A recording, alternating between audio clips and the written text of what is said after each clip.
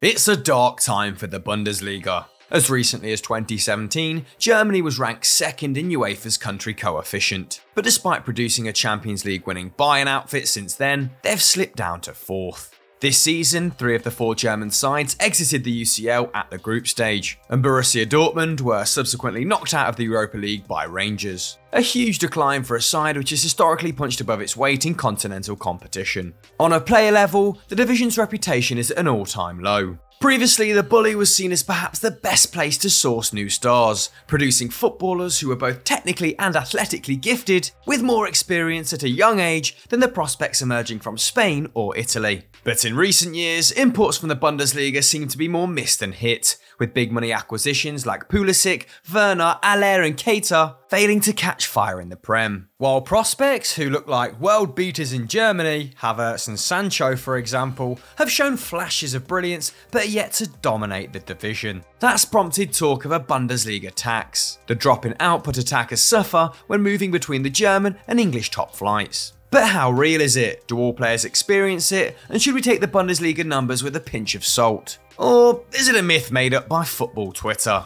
On today's Explained, we're going to find out.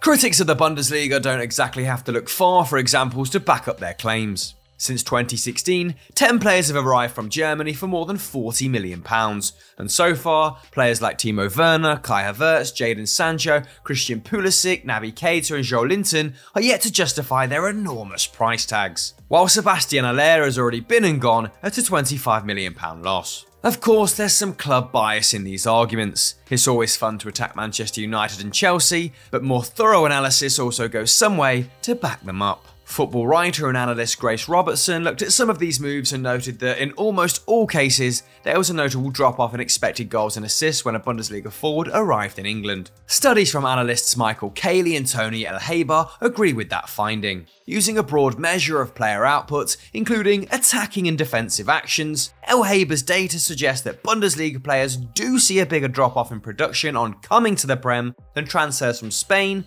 France, Italy and even Brazil and Portugal. Though it should be noted, the drop-off is only the same as players from the Championship. So age may be a big factor here. Players coming out of the BuLi, like the Championship, tend to be young, and therefore need time to develop their skills and physiques. But it's hard to call for patience when somebody has cost a fortune. These studies may also miss some factors which can only be recognised by the eye test. Werner may still have the pace to get on the end of chances, but his horrible touch is a bad fit for a possession-based side and can end attacks early. Sancho arrived in England looking sluggish and unfit, and Pulisic has lost confidence and become less involved in each season since he's been in London. Even looking at successful imports from Germany, it seems that goal-getting was easier in the Bundesliga. Kevin De Bruyne's best ever league tally was 33 goals and assists in 2019-20, but 5 years earlier he managed 30 in the BuLi with Wolfsburg, a side which came second in the division that campaign, but finished behind Everton in their Europa League group.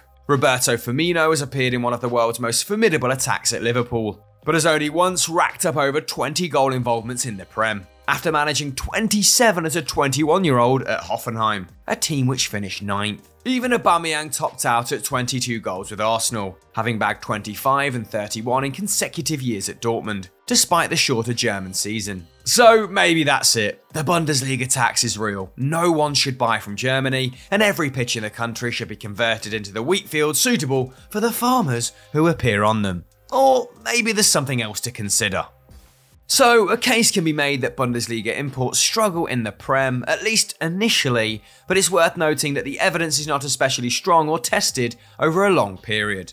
After all, things can change quickly in football. Kai Havertz has been a bit part Chelsea contributor for much of the campaign, while Jadon Sancho picked up a single league goal involvement between August and the end of January. But now Havertz seems set for a run at centre forward, immediately improving the fluidity of the Blues' attack, while Sancho has added 3 goals and assists to his tally in his last 3 Premier League appearances. Since the end of January, his expected goals and assists per 90 have risen from 0.28 to 0.4.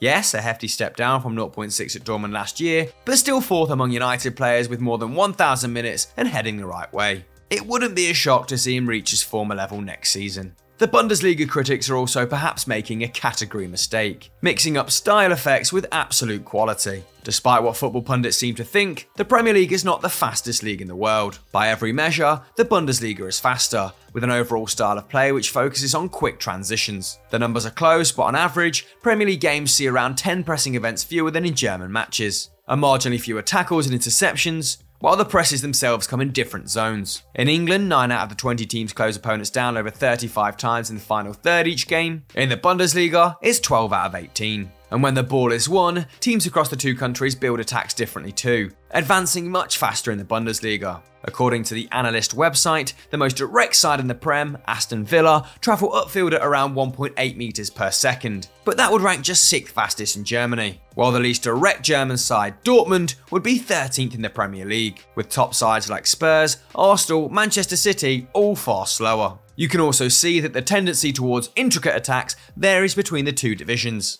The average Bundesliga side has about 6 sequences of more than 10 passes each game. In the Prem, that's more like 9. So this may help explain why players like Naby Keita struggle to adapt to a switch, even taking injuries out of the equation. As Grace Robertson has pointed out, the Ghanaian's huge defensive output and attacking contribution came at a cost during his spell at RB Leipzig, factoring in poor touches, getting tackled and misplaced passes. He lost the ball roughly 16 times a game in Germany, and even now, after 4 years under Klopp, he still gives possession away 11 times a match. By comparison, Jorginho Wijnaldum, an objectively less gifted player, lost the ball just 8 times a game in his most wasteful season at Liverpool, showing why he was prized in a midfield intended to establish secure possession and funnel the ball to creative fullbacks, rather than taking risks on the break. So you could call Keita's failure to adapt not being good enough, but you could also call it a bad fit. Players are what they are, and asking them to be something else is as much a coaching issue as it is a player one. Joelinton is a similar example, breaking through as a wide forward in a high-pressing Hoffenheim under Nagelsmann, where his mobility and energy made him useful. His excessive price tag made him an easy target for critics at Newcastle, but a tougher target for his teammates,